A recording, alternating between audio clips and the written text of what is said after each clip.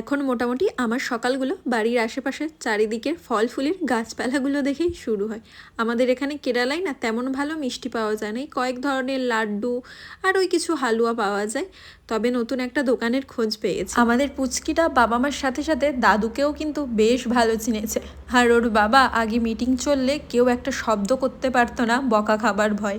আর এখন মেয়ে ঘুম থেকে উঠে যাবে সেই ভয়ে বাড়ির বাইরে গিয়ে বসে মিটিং অ্যাটেন্ড করে। সময়ের সাথে সাথে কত কিছুই বদলে যায়। তো কেরালা আসার পরে বেশ কয়েকবার এখানে না বেশ কিছু বাঙালির রেস্টুরেন্ট মিষ্টির দোকানের খোঁজ করেছিলাম।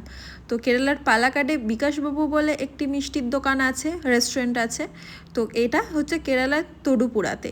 তো এইটা খোঁজ পাবার পরে আমরা সেদিন এখানে এসেছিলাম। হোটেলটা বিকাশবাবুর মতো অত বড় বা অত ধরনের মিষ্টি না পাওয়া গেলে বাঙালির পছন্দের রসগোল্লা, পান্তুয়া, সিঙ্গারা, গজা এইগুলো কিন্তু এই হোটেলে ছিল।